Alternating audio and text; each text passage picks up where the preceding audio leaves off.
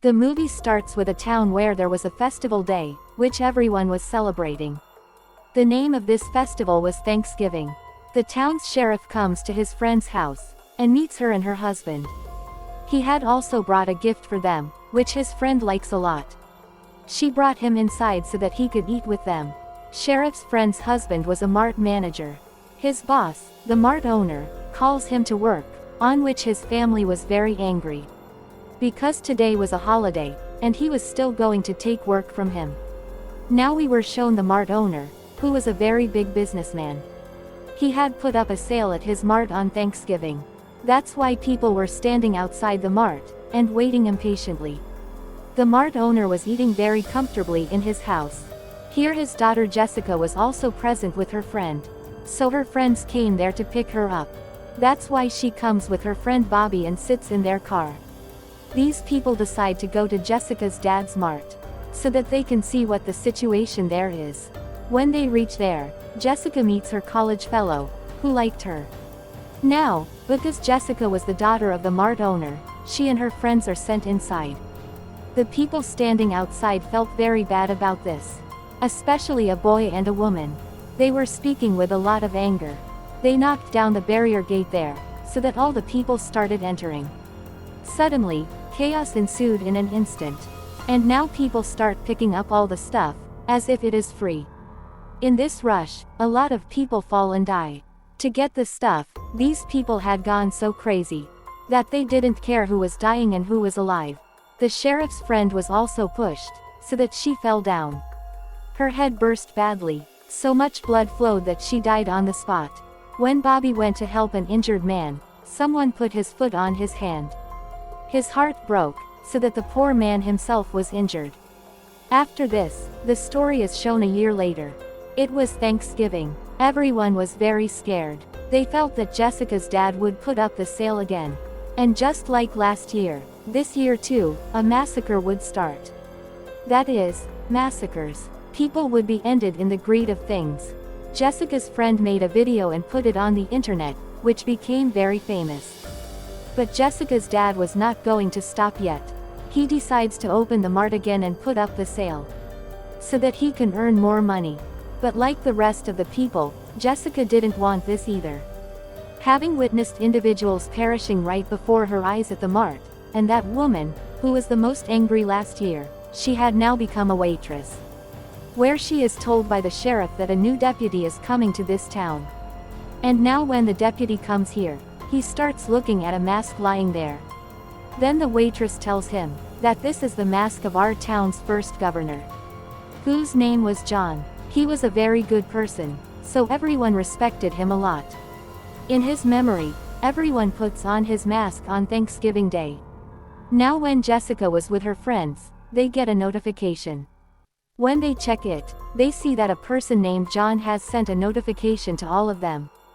And he has tagged all his friends. He has sent a picture of a table, on which all their names were written. Now he thought that maybe someone was joking with us. That's why everyone ignores this thing. When Jessica's eyes came out, there was a man standing there wearing Governor John's mask, who was staring at her. But the next moment, he disappears from there. At night, when the waitress started closing the door, who was angry on the day of the sale, she sees John's mask there. She started thinking, who could this mask belong to? That's when the killer comes wearing John's mask. He attacks the waitress. He first puts water on her face. Then he sticks her face with the fridge. After that, he goes to take his axe, so that he can end her.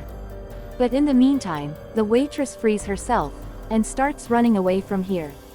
But the killer sees her. The waitress tries to hide in the dustbin there. But the killer sits in the car and hits her with the car. This causes 2 parts of the waitress's body, and she dies there. After doing this, he puts half of her body on the mart's building, to instill fear in people. First of all, the waitress makes the woman a victim who was angry on the day of the sale, and came the most in the video. That is, she pushed a lot of people to get free stuff. When the police found out about this, they come here to investigate. They saw the CCTV footage. But because everyone in town wore a mask on Thanksgiving, they couldn't find out who the killer was. Seeing this, Jessica calls her dad and says, "Dad, you shouldn't open the mart now. Because a woman has been murdered." Her dad says nothing will happen. "I will keep extra security. But I will open the mart anyway." On which Jessica and her friend get very scared. Then they find a weapons dealer and he says, "If you want guns or any other weapons, you can buy it from me." Now Jessica and her friend go to the police station. They start telling them that according to us, the killer is ending those who were involved in the last massacre. On this, Sheriff Jessica says that if you think so, then bring us the video footage of that massacre. Because I know that your dad will have it. This will make us know whose life is in danger. So we will inform them in advance. Then Jessica gets ready to help them. When she comes out, she meets Bobby. She tells him that all of us are in danger. So all of us have to stay together, so that the killer can't reach us. Now at night, the killer went to a guard's house, who saw the crowd of people that day and ran away from the mart. The killer removes his head with a sharp knife, which leads to his terrible death. Then he puts his severed head in the bag, and takes it with him. The next morning, the killer again tags all his friends, and sends them the same post. Which was nothing but the severed head of the guard, which was kept on the same table where all these friends' names were written. This made everyone very nervous, because they understood that the killer would end us too. The police investigate a lot, but still, they can't find out who the killer is. Now Jessica, from her dad's laptop, sends the video footage of the massacre to the sheriff secretly. Then sheriff tries to find out whose life is in danger, and who is safe. In one picture, they see Jessica's friend, who is hugging the same dead guard. Seeing this, they feel that Jessica's friend's life is in danger too. And that killer goes to a gym trainer who was also there that day. Gym trainer's friend was a cheerleader who calls him to her, and starts jumping on the jumping pad. But then the killer twists the gym trainer's neck. His nose started bleeding and that's when he dies. When his friend cheerleader was jumping, the killer stabs her with a sharp knife. Her body cuts into 2 parts and she also dies painfully. After this incident, the college was closed, while Jessica's 2 friends are told to stay in the college. When they were alone, the killer kidnaps them. Then he goes to Jessica. He was about to catch her, but then she runs away. She goes and hides in the makeup room, which the killer starts looking for everywhere. But as he comes near the makeup room, Jessica sprays him and starts running away. Upon hearing her scream, the police promptly came to her rescue. In this way, the killer can't kill Jessica. Now when Bobby and Jessica's class fellow found out that the killer had tried to attack her, they both come to meet her. But here they both start fighting. Jessica stops a weapons dealer, and buys him a gun so that he can protect himself. Now the killer enters Jessica's friend's house. He first ends the security guard, but when his dad sees the killer, he also shoots him and ends him. Only Jessica's friend was left alive, to whom her friend video calls. He asks her, "Are you okay?" "Now I'm at the place where they say yes, I'm fine. You don't worry about me."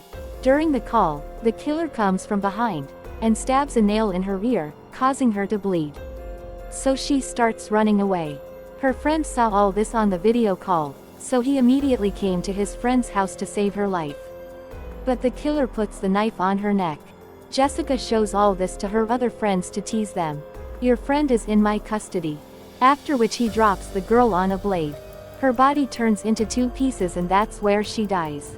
Seeing all this, Jessica's dad decides that now I will not open the mart. Because so many people were dying there, and her daughter's life was also in danger.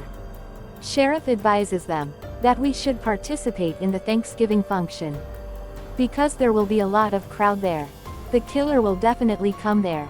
And we'll grab him, for which everyone agrees. The next day, when they were at the function, the killer really comes here. He removes a man's neck and ends him. Then he starts throwing smoke bombs there, scaring everyone to run away. There is chaos everywhere, after which the killer faints Jessica, her friend, and mom and dad, and kidnaps them too. When Jessica's mom opens her eyes, she finds herself lying on the table. She sees that the killer is preparing a sauce by mixing some spices. Now the killer started applying oil all over her body, so that he could apply the sauce and marinate it. Because he wanted to roast Jessica's mom. When he went to get his second mask, Jessica's mom freed herself and started running away from there.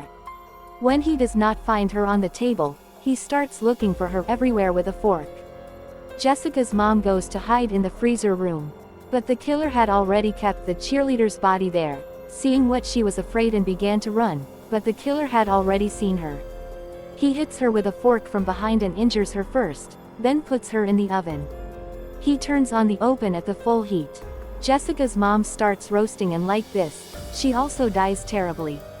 Now the killer started making his live video, in which he had imprisoned Jessica and those people. Then he puts everyone on the table. The police reach there after seeing the location of the video, but they see that there is nothing here. Actually, the killer had put the wrong location. He was playing a game with all of them. Now he makes a second live video. He brings the food in front of Jessica and the rest of the people, which was nothing but Jessica's mom's roasted corpse, which everyone got scared and started screaming. The killer tells them that the idea of selling and giving free things was Jessica's mom's. That's why I roasted her and did this. And now you will have to eat her flesh. During the conversation, Jessica frees herself, and her friend had also freed himself. Now, both of them started running from there. The killer starts chasing her. He starts hitting Jessica's friend, which hurts him a lot. Then he goes to Jessica, who had crossed the net and gone that way. That means she ran away from here. When she reaches ahead, she finds the sheriff unconscious there. When she goes into the building, she sees Bobby, who was removing the John mask. That's why Jessica understands that Bobby is the killer who is ending everyone. When the sheriff wakes up, he comes to Jessica, and she tells him, Bobby is doing all this. Hearing this, sheriff starts shooting him, which Bobby runs away from here. The police go to catch him, while the rest are saved. Sheriff tells Jessica that we couldn't save your friend and mom, but your dad and other friends have been saved and sent to the hospital. Soon they will be fine. And now Jessica sees dirt on Sheriff's shoes. She was shocked because she understood that the killer was not Bobby, but the sheriff. The one who chased me in the forests. Sheriff also found out that Jessica has found out my truth. That's why he tells her that you shouldn't have gone to the jungle alone. Saying this, Sheriff closed the door. And now he goes ahead to end Jessica. She asks Sheriff, why did you do this? Then Sheriff tells her that I had been alone all my life. I got the hope of love, who was my friend. She and I loved each other very much. She was going to leave her husband and marry me soon. But because of your dad's sale, suddenly she fell down and she died. This made me alone again. That's when I decided that I wouldn't leave anyone. No one could doubt me, so I started ending everyone wearing John's mask, so that I could take my revenge. As soon as he finished, Jessica showed him the phone, and thanked him. Then she told him that I recorded live what you just said. Everyone finds out that you're the real killer. Seeing this, the sheriff finds bad and he moves to kill her, and that's when Bobby came and saved her. He took Jessica and ran away. They sat in the truck and left. When they came to a place, Jessica started filling gas in a big balloon so it can be blown.